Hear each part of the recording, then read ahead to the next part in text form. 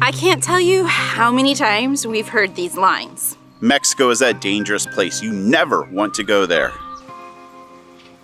You have to watch out because the cartels are gonna get you. All the cops want to do is bribe you. Ugh, you're gonna get food poisoning or Montezuma's revenge. If you've heard of or even thought of some of these things yourself, you're not alone. But you are in luck because we're gonna set things straight today. We are Ben and Rebecca, a couple of travelers from Alaska with the dream of driving around the world with our road dog Lucy. COVID has put a kink in our plans, so we're killing time and making the most of life in one of our favorite places, Baja California, Mexico. These films are produced through the support of you, the Outliers YouTube community. Click join on our channel for early video releases, exclusive content, increased engagement, and so much more. We like to think of these as invitations to come have coffee with us in the morning here in Los Barriles. We're hanging out at a campground, so that means you're gonna hear a lot of noise, like the leaf blower in the background, dogs barking, the leaves blowing in the wind, And the birds chirping. all of the usual sounds you hear in normal life. Yeah, and this is real life. But before we get started, let's talk about our qualifications for even making a video like this. Well, I grew up in San Diego, and that kind of meant sneaking down to TJ in my teens to misbehave. That, thankfully transitioned into fishing trips, driving down into Baja in my 20s. And you? I spent a time coming down here in my grandparents' RV as a child, and then as a teenager and adult coming down for scuba diving trips. Now for the last 6 winters, Ben and I have come down here every year together as part of our RVing trips we've taken around the lower 48 in North America.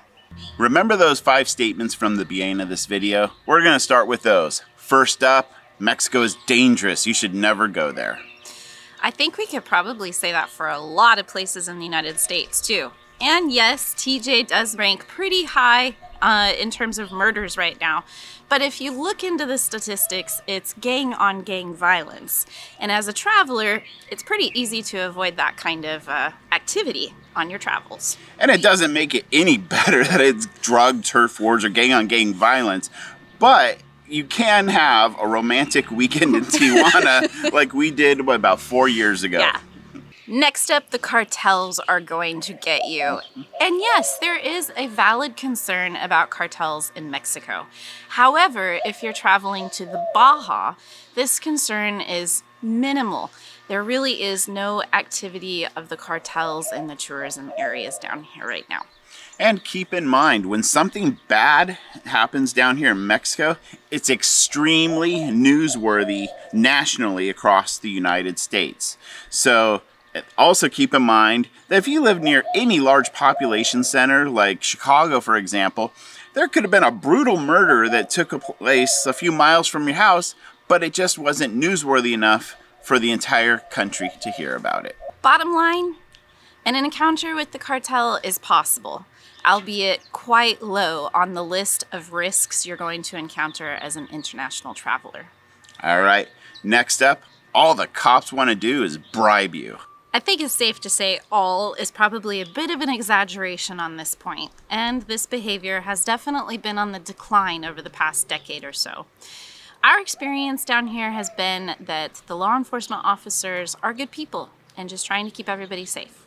Okay, it would be a tough thing to do, but you're going to be faced with a decision when trying to be extorted for cash. Pay the bribe or don't pay the bribe.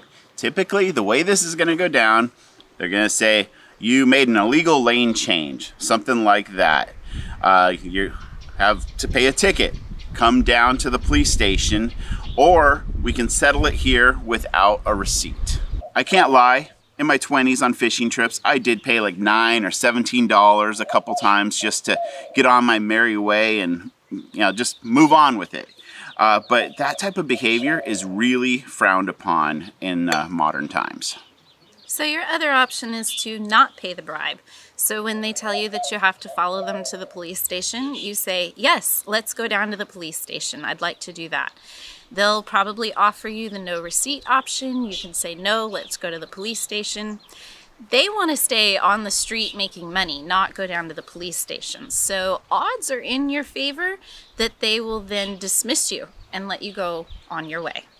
All right, let's give you a couple pro tips here. First off, have laminated copies of your driver's license. And this is not always going to be a valid form of ID at like borders, but if you're getting pulled over by a local law enforcement officer, just a laminated copy is the first route you want to go, because if they take it, oh well, you got more because you laminated more than one of them. Next up, I'm not saying play stupid. Even if you know Spanish and you can just sense the situation on what they're trying to do, but just, I don't understand what you're saying, sir. What? Just play stupid. Make it a little bit more difficult than it needs to be. Also, your wallet. Don't have a giant wad of American cash or even pesos for that matter in your wallet. Some people say have two wallets, but you also never really want to keep all your money in one place. So that is a good idea. But while you're driving and traveling, maybe have like 200-300 pesos, some coins, an authentic mixture of cash. And that way, if you do decide to give in, this is all I have, $17 worth of money. Another really common statement we hear about coming to Mexico is, I can't take my guns, so you'll never catch me down there. Not being able to bring guns into Mexico is true and not true. So it is true. You can't bring a pistol down into Mexico, and you can't bring something defined as an assault rifle down into Mexico. And the sad part is, just like anywhere where guns are prohibited, that does not stop the criminals from possessing them. So now in the case of it being false and when you can bring a gun into Mexico, well, there is hunting down here. So if you're going waterfowl or deer hunting, you can bring hunting rifles into Mexico. All you need is the proper documentation. In reality, as Americans traveling internationally, something that you have to accept is that the guns usually can't come with you. So you're probably wondering, what can I bring to protect myself? Well, most knives are legal. A machete is not just a tool for clearing brush. Wasp spray or bear spray will reach out and touch somebody. We even have some friends that have a breech brake pneumatic air rifle, not the CO2 kind. And those are permitted. Probably most importantly is to bring a level head and be aware of your surroundings. Doing those two things will get you a long way in being safe pretty much anywhere on the planet. Next up, you're gonna get food poisoning or Montezuma's revenge. I can't lie, it's happened to me once. It's quite horrible. On a fishing trip with my buddy Doug, on the way back home Sunday, we stopped for some raw clam cocktails on the side of the road. Maybe not the best idea, but also needless to say, my buddy Doug and I worked together, and guess where we met Monday morning at like 6:45 showing up to work? He was in the stall next to me.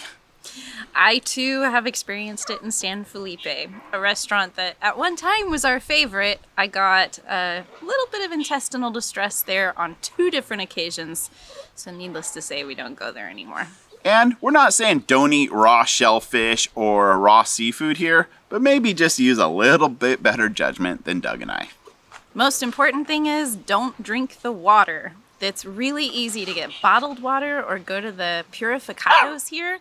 And that's the thing that's going to get you in trouble the most. Exactly. But overall, the food is very fresh in Mexico, far fresher than up north. For example, we went to a taco restaurant the other day and asked for fish tacos, and they said, no, we don't have them today because it was too windy the day before. That's right. Not like, oh, we haven't thawed it out yet like you'd see in the States.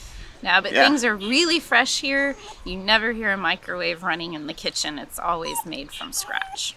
And if you also want to find really good food, look at where the locals are eating, because I guarantee it's going to taste better and save you money. Now it's time to cover the things that you actually do need to be worried about while you're in Mexico. And hands down, number 1 on that list are the road hazards. Baja's road system is a living creature.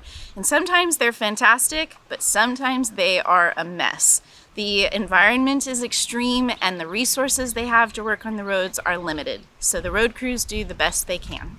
What type of road hazards do you need to be prepared for? Well, it can be anything from cattle on the road, but a big one has to be potholes.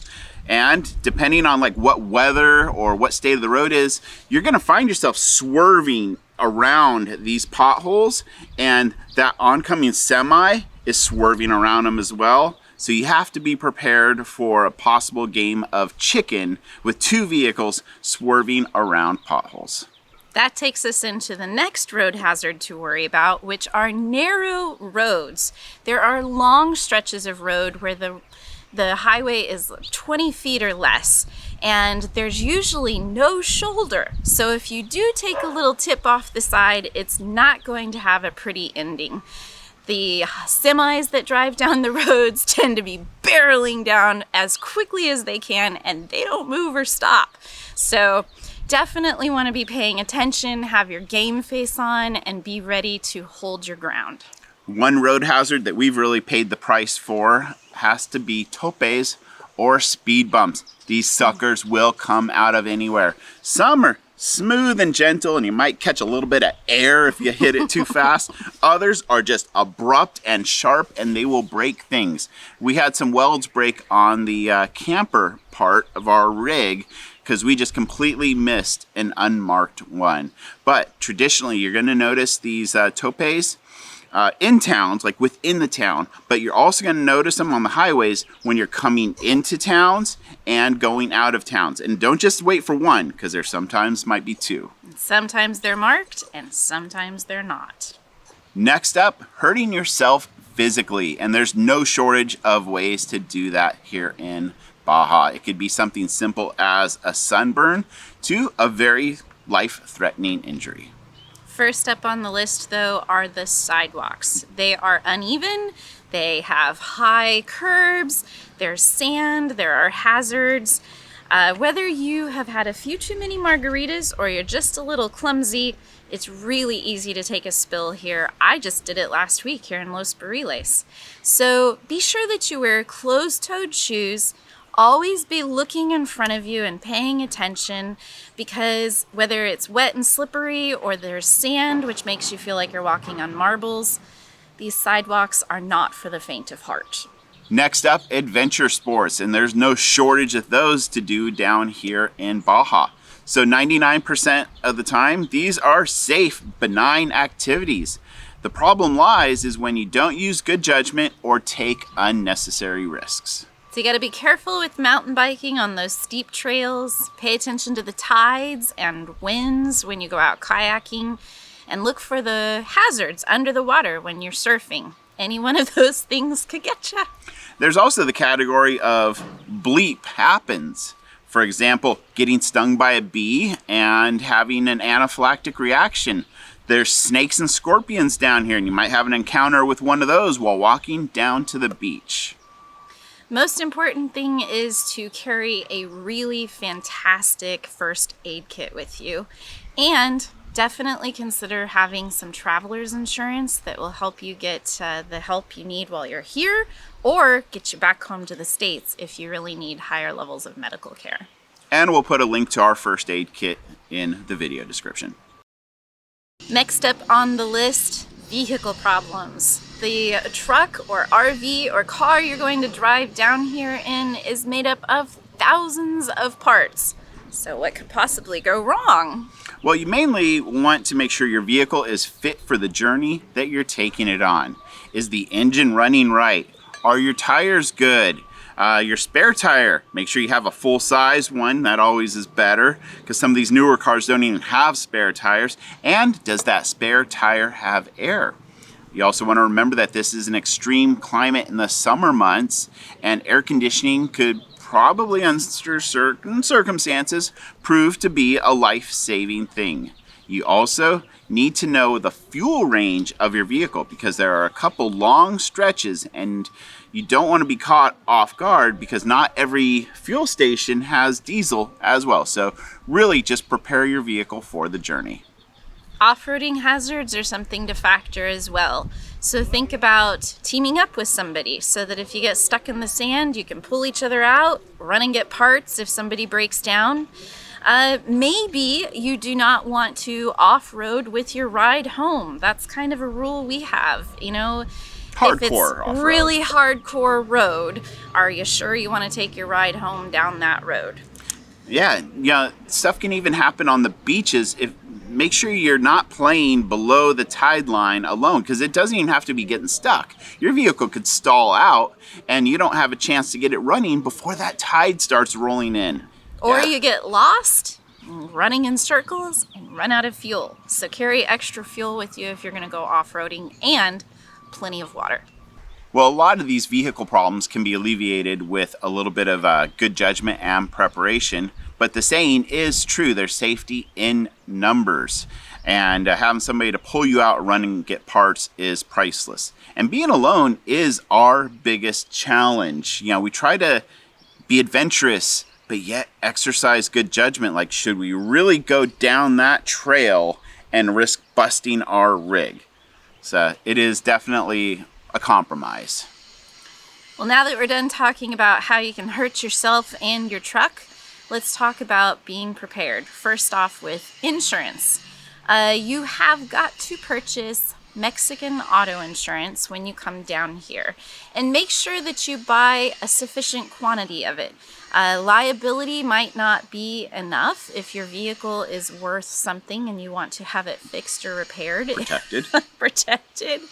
And so you want to make sure that you also, if you're looking at comprehensive coverage, get something that will fix your vehicle back in the States. We cost more in the States than it costs down here in Mexico to fix things. You don't necessarily want to be stuck having things fixed down here and waiting around for it. The other thing to factor in is to make sure that you get your FMM when you cross the border, because they have made it a rule now that if you don't have that, they can invalidate your insurance in the event of an accident. Next up, you never want to or plan on getting sick, but it is something that happens. Now, generally speaking, for the simple stuff, healthcare is going to be far cheaper here in Mexico than the United States. And you can even walk right up to a pharmacy and get antibiotics or a medication that you need. If you do get really sick or injured down here, you definitely are going to want some traveler's health insurance. For most people, that means a simple temporary traveler's insurance policy. For us, we lead a travel-centric lifestyle, so we opted for a global health insurance plan. It meant that we saved on our premiums when compared to healthcare.gov. It also means that in addition to the traditional healthcare coverage, we also get medical evacuation insurance and repatriation of remains, which when you buy a temporary policy is something that you want to look for as well. We'll be sure to include a link to the video where we talked about our health insurance down below. Next up, don't bring problems upon yourself.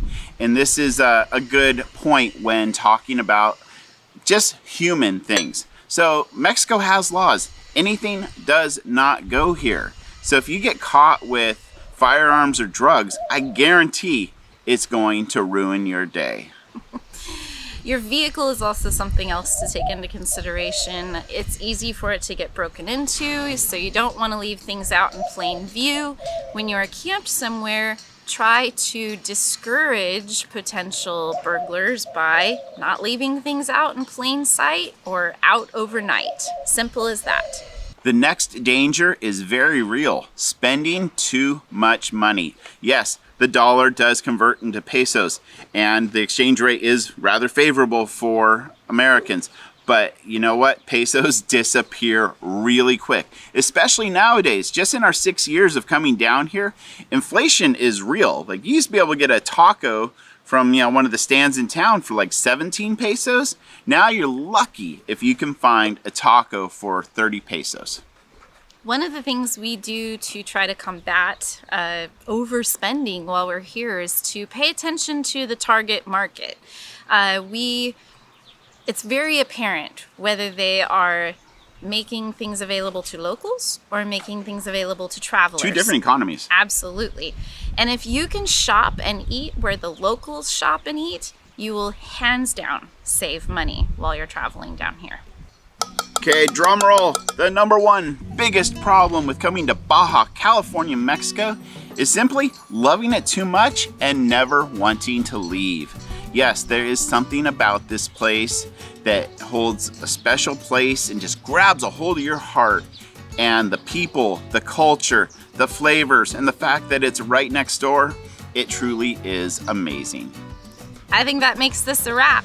So be sure to hit that subscribe button because we already have tons of Baja videos available on our channel, and our vlogs from this current trip are coming up soon. So thanks for joining us. See you next time.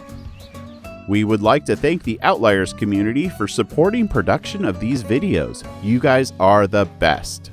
Click join on our YouTube channel for early video releases, exclusive content, increased engagement, and so much more.